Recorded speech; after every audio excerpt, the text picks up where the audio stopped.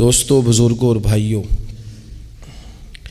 ہم مسلمان ہیں۔ اللہ تبارک و تعالیٰ نے جو دین برحق ہمیں عطا فرمایا ہے، وہ دین ہماری تمام ضروریات کو پورا کرتا ہے۔ ہمیں یہ حکم دیا گیا ہے کہ ہم اللہ سے جب بھی مانگیں دنیا اور آخرت کی بھلائی مانگیں۔ ہمارے ہاں چونکہ ایک بڑا طبقہ ایسا ہوتا ہے الا ماشاء اللہ جس کو دنیاوی ضروریات پوری طرح گھیر لیتی ہیں اور دنیا داری کے مسائل ذہن پر دل پر پوری طرح حاوی ہو جاتے ہیں۔ ہر وقت تصور یہی رہتا ہے کہ کسی طریقے سے میری دنیا داری مضبوط ہو جائے، میری دنیا داری مکمل ہو جائے، میرے روزمرہ کے کام پختہ ہو جائیں۔ اس کا لازمی نتیجہ یہ نکلتا ہے کہ انسان دینی کاموں کو بھی معاذ اللہ دنیا کے لیے کرنا شروع کر دیتا ہے۔ کعبۃ اللہ میں جا کر بھی، بیت اللہ شریف کا طواف کر کے بھی، حجر اسود کے بوسے کے بعد بھی، مقام ابراہیم پر نفل پڑھنے کے بعد بھی، حتیٰ کہ نبی اکرم صلی اللہ علیہ وسلم کی بارگاہ عالی مرتبت کی حاضری کے دوران بھی الا ماشاء اللہ لوگ دنیا ہی مانگتے رہتے ہیں۔ میرا فلانا کام ہو جائے، میرے بچوں کے معاملات سنور جائیں، فلاں کا مستقبل بہتر ہو جائے۔ دنیا کی خیر اللہ سے مانگنا برا نہیں، لیکن صرف دنیا ہی مانگنا اور اپنی آخرت کو فراموش کر دینا۔ اللہ فرماتے ہیں وَالْآخِرَةُ خَيْرٌ وَأَبْقَىٰ، آخرت تمہارے لیے بہتر بھی ہے اور ہمیشہ باقی رہنے والی بھی ہے۔ قرآن مجید نے سورہ بقرہ کے اندر قریش مکہ کی اس عادت کا ذکر کیا ہے۔ فرمایا جب وہ حج کرتے تو ان کا طریقہ یہ تھا کہ وَمِنَ النَّاسِ مَن يَقُولُ رَبَّنَا آتِنَا فِي الدُّنْيَا، ان میں سے کچھ لوگ یہ کہا کرتے تھے کہ یا اللہ ہمیں دنیا عطا کر دے، ہمیں دنیا دے دے۔ رب فرماتا ہے وَمَا لَهُ فِي الْآخِرَةِ مِنْ خَلَاقٍ، ان لوگوں کا آخرت میں کوئی حصہ نہیں۔ مانگی بھی ہے تو صرف دنیا، حج کر کے بھی دنیا، اللہ کے گھر جا کے بھی دنیا، شیخ کا بیعت ہو کے بھی دنیا، دینی محفل سے مراد بھی یہ، دینی اجتماعات کر کے بھی، دینی مدارس قائم کر کے بھی، خانقاہ کا مسجد کا ماحول بنا کے بھی، اس سے بھی مطالبہ فقط دنیا کا۔ ان کفار کی اس عادت کو ذکر کر کے ہمیں سمجھایا گیا کہ جو فقط دنیا مانگتا ہے اس کا آخرت میں کوئی حصہ، اور فرمایا کچھ لوگ ایسے ہیں وَمِنْهُمْ مَنْ يَقُولُ رَبَّنَا آتِنَا فِي الدُّنْيَا حَسَنَةً، اچھا انہوں نے دنیا بھی مانگی تو صرف دنیا مانگی، حسنہ نہیں مانگی۔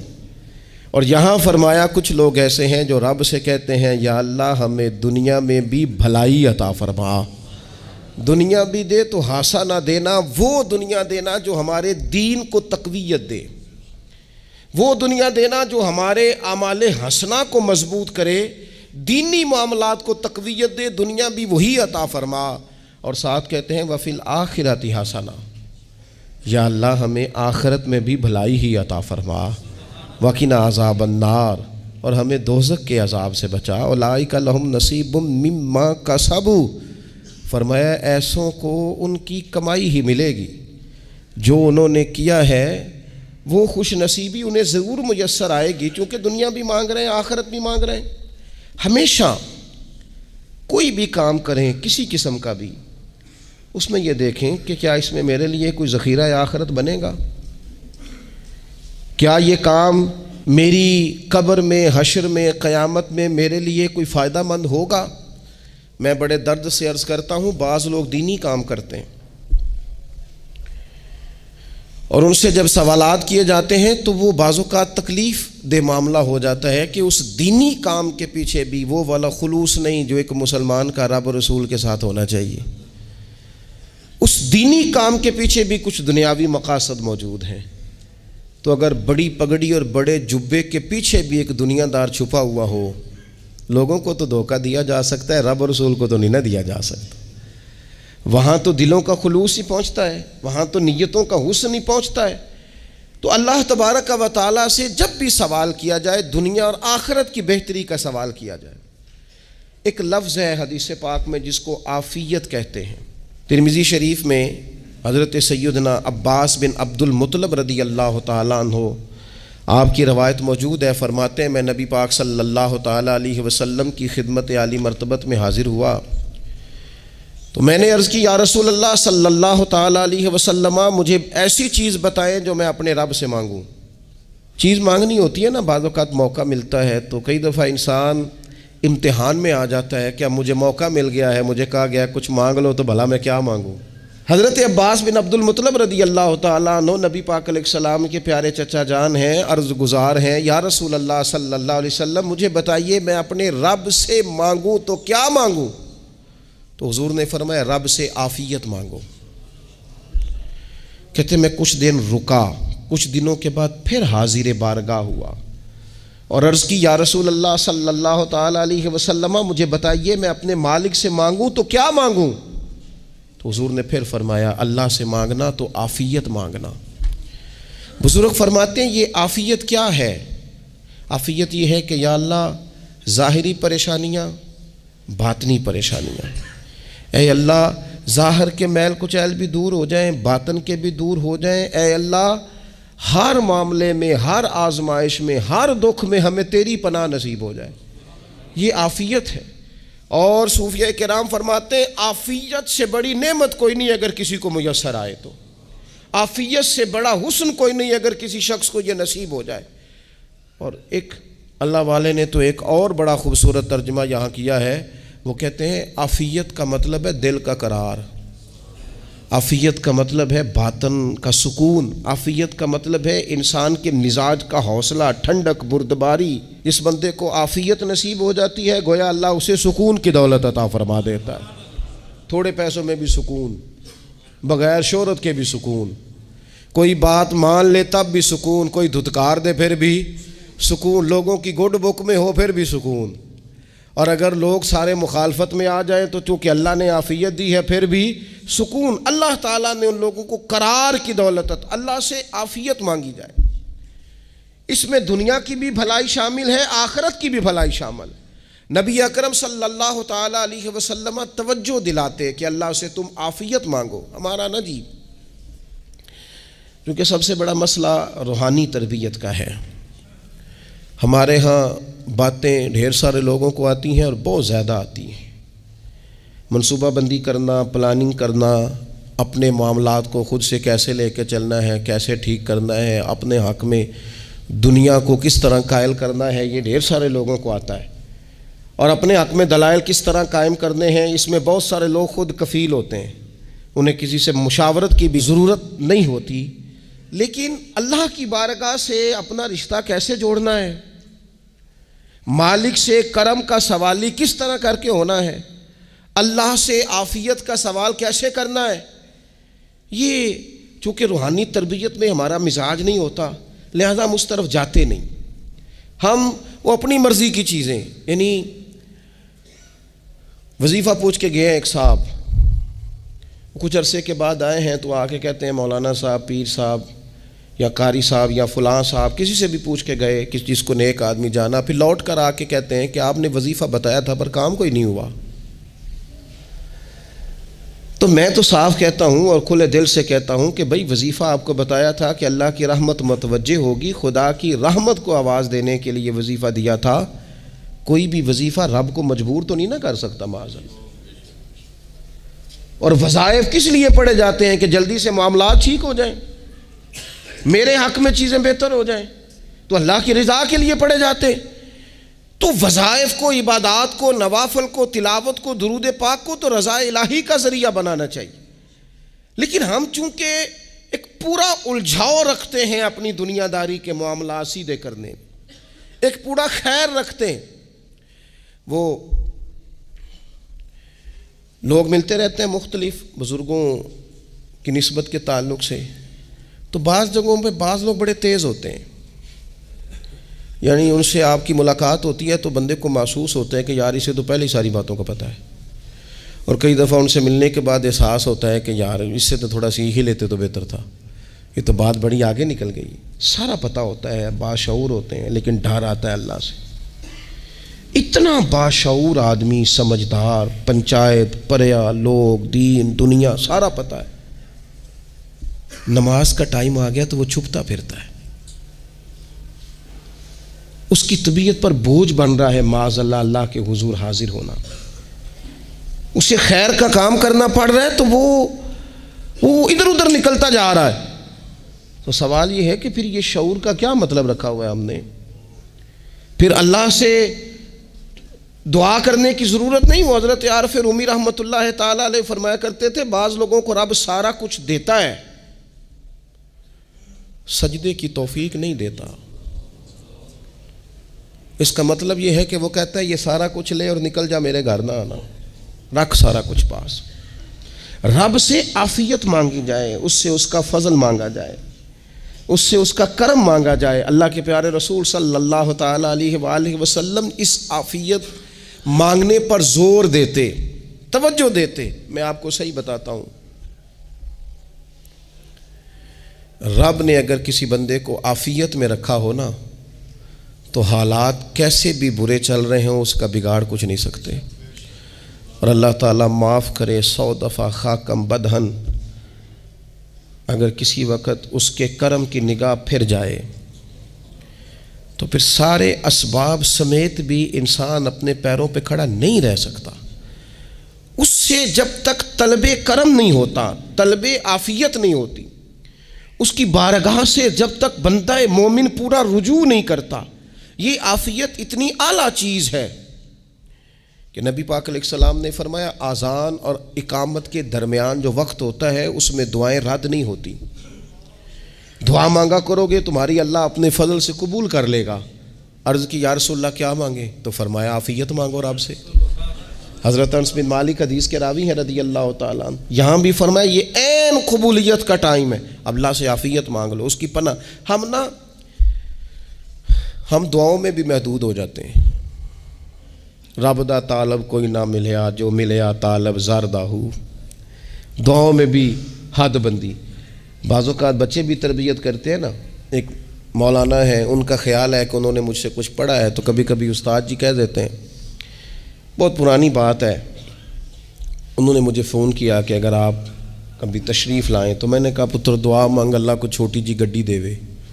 تو اس بچے نے میری بڑی تربیت کی، کہنے لگا استاد جی اللہ کو لو منگنی ہے تو وڈی ساری منگو، آپ نے محدود کیوں کیا کہ بھئی یہ چھوٹی سی اللہ گاڑی کیوں اللہ چھوٹی دے، رب دے تو بڑی دے اور رحمت سے دے، اللہ سے مانگنی ہے نا جی۔ ہم تربیت نہیں لیتے۔ میں نے اس کا شکریہ ادا کیا، میں نے کہا بیٹے تو نے بڑی سونی بات کی، اللہ تجھے اس کا اجر عطا کرے، اللہ تجھے برکات عطا کرے۔ اگر آپ نے سیکھنا ہے تو پھر آپ سیکھ لیں گے، اور اگر نہیں سیکھنا تو پھر یہی کہنا ہے ساری عمر لنگی بندہ کو نہیں ملیا، چونکہ مزاج نہیں ہے نا سیکھنے کا، اس لیے پھر ملا ہی کوئی نہیں، پھر ساری زندگی کو میسر ہی نہیں آیا، کسی نے نصیحت ہی نہیں کی، کوئی آنکھوں کو بھایا ہی نہیں، خود ہی بڑے سیانے تھے، خود ہی بہت بڑے تھے، اپنا قد ہی بڑا اونچا تھا، سب ٹھگنے چھوٹے اور کمزور اور بونے نظر آئے۔ عزیز بھائی، جب عافیت، ایک بزرگ تھے ہر وقت اللہ سے عافیت مانگتے تھے، ہر وقت اللہ سے عافیت مانگتے تھے، ہر وقت عافیت مانگتے تھے۔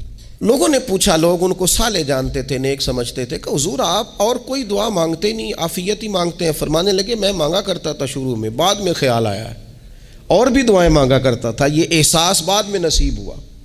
فرماتے میں مزدوری کرتا تھا، مال برداری کرتا تھا، ایک جگہ پہ ڈیوٹی کر رہا تھا تو تھک گیا، اور وہ جو کام لینے والے لوگ تھے ان کا رویہ بھی بڑا ترش تھا، تکلیف ہوئی، تو میں نے اپنے مالک کی بارگاہ میں عرض کی مالک اگر 2 روٹی بغیر مجھے مشقت کے مل جائے دن میں تو تیری بارگاہ تو بڑی کریم ہے۔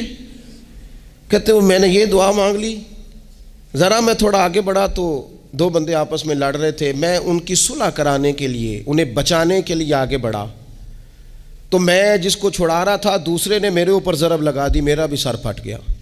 تھوڑی دیر کے بعد وہاں پولیس آ گئی، وہ تینوں کو لڑنے والا سمجھ کے اٹھا کے لے گئے، مجھے جیل ہو گئی، 2 روٹیاں بغیر مشقت کے روز ملنی شروع ہو گئی۔ دعا مانگی تھی نا کہ یا اللہ 2 روٹیاں مل جائے نا بغیر مشقت کے، کہتے وہ 2 روٹیاں روز ملتی، کوئی کام نہیں کرنا پڑتا تھا، پر جیل ہو گئی۔ فرماتے میں بڑا پریشان تھا، روز روٹیاں پابندی سے آتی اور بہترین آتی، کھانا ملتا۔ پھر کچھ عرصے کے بعد میں نے سوچا کہ یار یہ دعا تو قبول ہو گئی نا تیری، اب تو اگر اس پر کوئی الگ بات کرے گا تو وہ تو غلط کرے گا۔ کہتے پھر خود ہی میرے دل میں اللہ نے بات ڈالی اور میں نے عرض کی مالک 2 روٹیاں نہیں، مجھے تو عافیت چاہیے، مجھے تو عافیت دے، میرے اوپر تو کرم فرما، تو نظر رحمت کر، جے ایک قطرہ بخشے مینوں، جے ایک قطرہ بخشے مینوں تے کام بن جاندا ہی میرا، مہربانی کر، عافیت عطا کر۔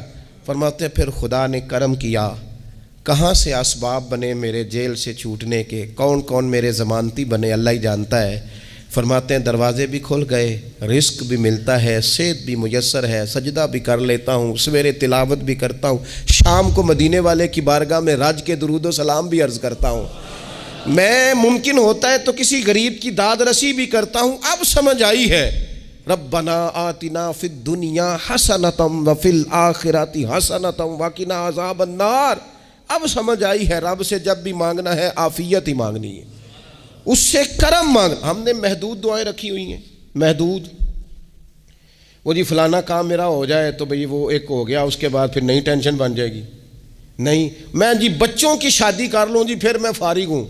آپ شادی کر کے دیکھیں، لاگ پتہ جائے گا کیسے فارغ ہوتے ہیں۔ آپ یہاں رکتے کیوں ہیں؟ آپ خدا سے عافیت کیوں نہیں طلب کرتے؟ اس کی بارگاہ سے وہ کیوں نہیں مانگتے کہ جو ایک قطرہ ملے تو دنیا اور آخرت کے سارے کام ہو جائے؟ اس سے اس کی رحمت کا سوال کرے، اس سے اس کے کرم کا سوال کرے۔ اللہ کی بارگاہ میں بھی حاضر ہونا اور جچی تلی اور جناب ناپ تول کر اور محدود چیزوں کا سوال کرنا، مالک سے مانگیں، اور وہ جب دیتا ہے تو دیتا بھی بے حساب ہی ہے۔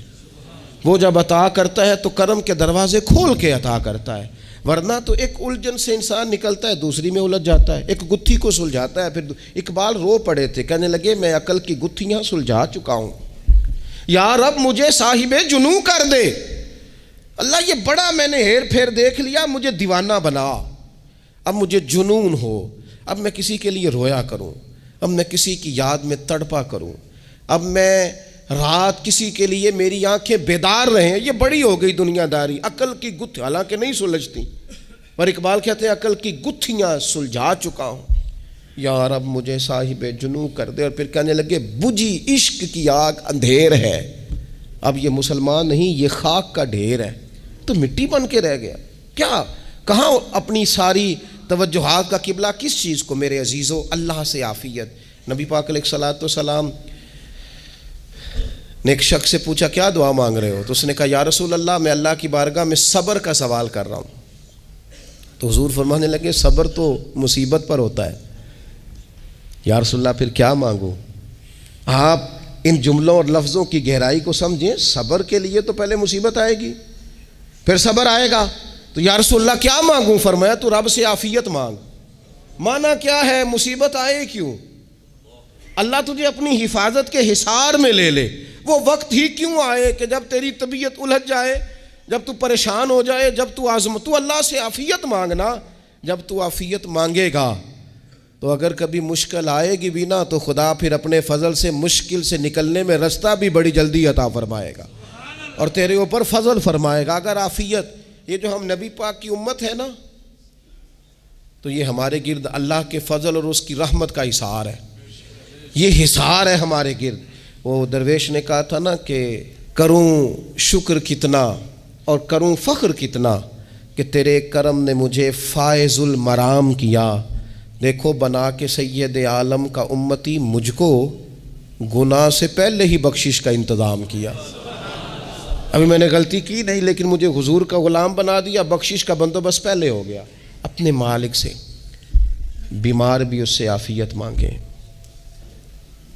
مقروض بھی اس سے عافیت مانگیں، بے اولاد بھی اس سے عافیت ہی مانگیں، صاحب اولاد بھی اس سے عافیت ہی مانگیں، جو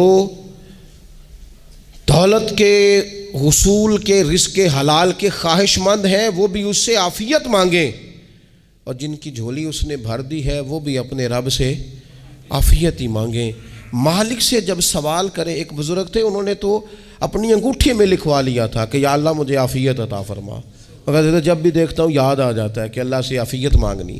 اپنے مالک کی بارگاہ کے اندر دیکھو،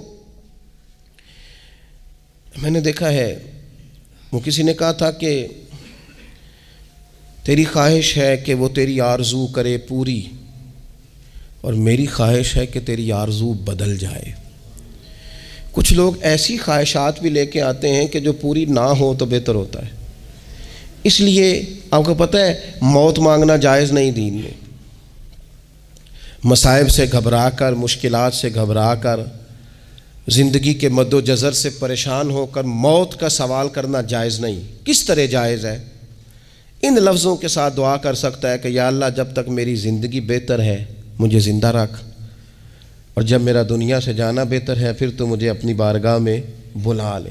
یہ بھی کیا ہے؟ یہ بھی عافیت کا سوال ہی ہے کہ یا اللہ رکھ بھی تب تک جب تک رہنا بہتر ہے. نبی پاک نے بھی ارذل العمر ہونے سے پناہ مانگی.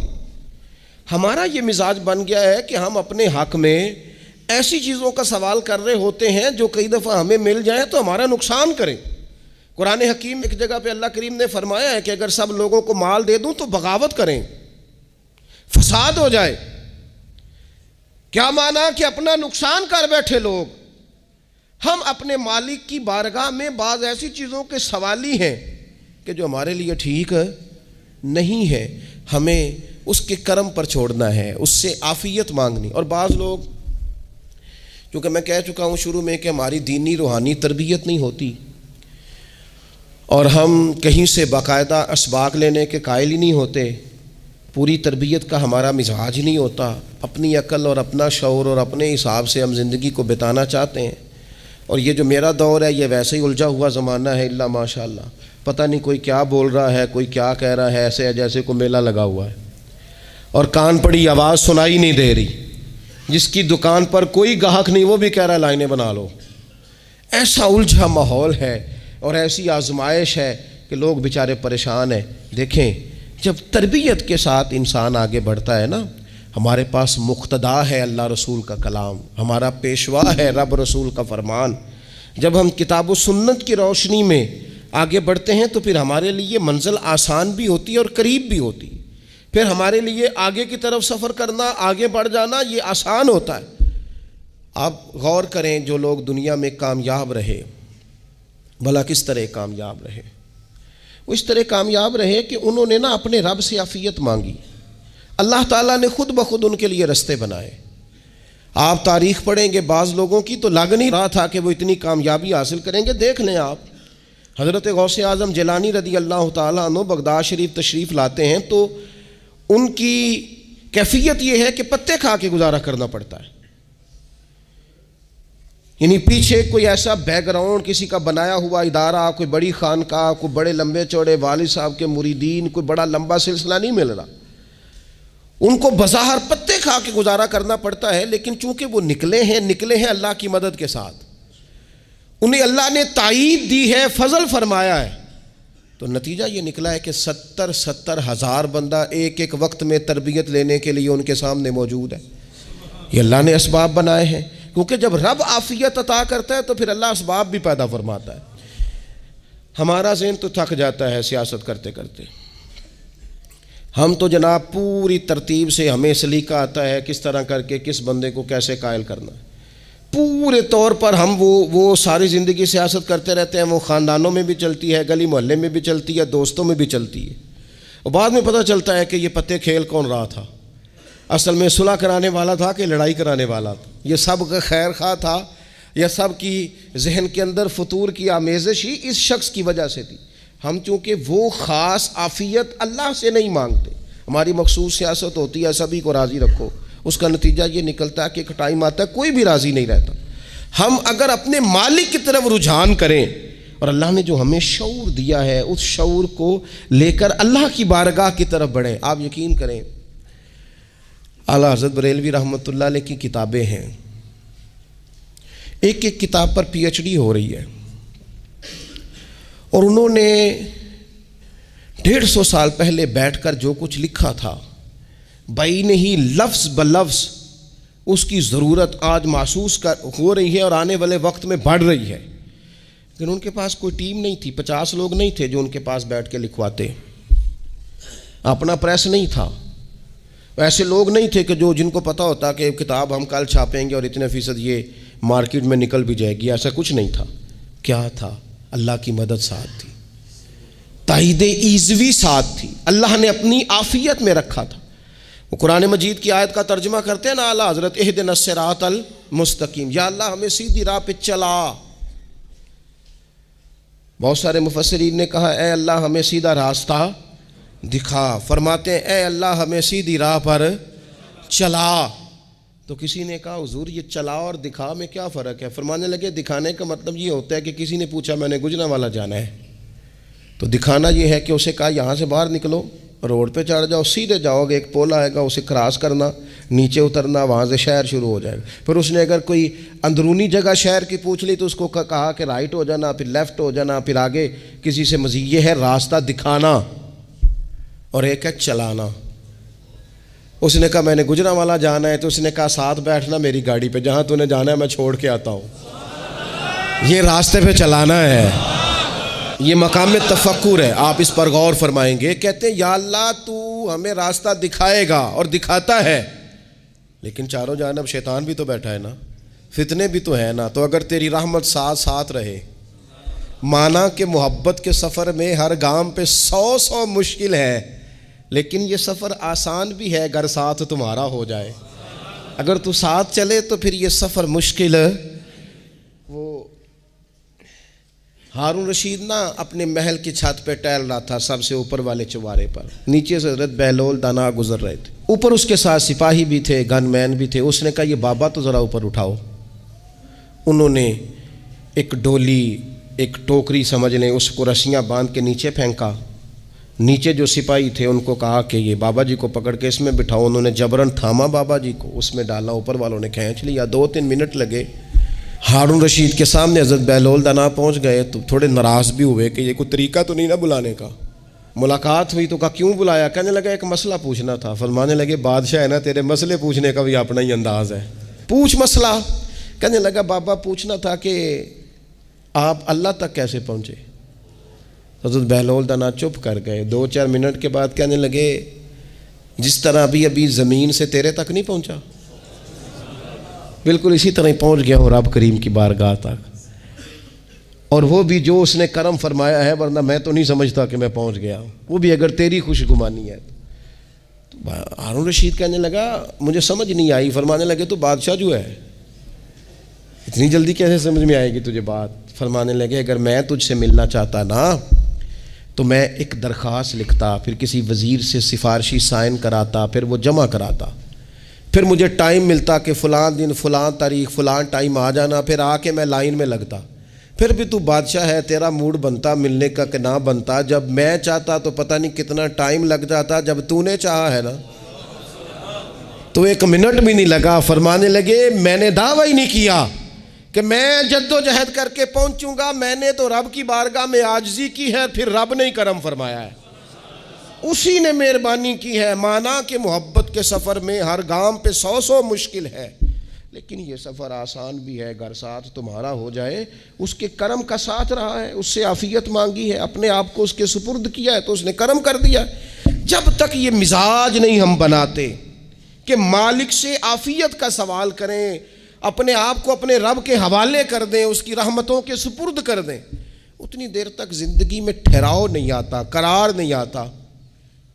مشکات میں موجود ہے، اللہ کے پیارے رسول صلی اللہ تعالیٰ علیہ وسلم تیمارداری کے لیے گئے تو صحابہ کرام فرماتے ہیں وہ بندہ نا اتنا پتلا نحیف اور لاغر ہو گیا تھا جس طرح چڑیا کا بچہ ہوتا ہے، کمزوری ضعف طاری تھا۔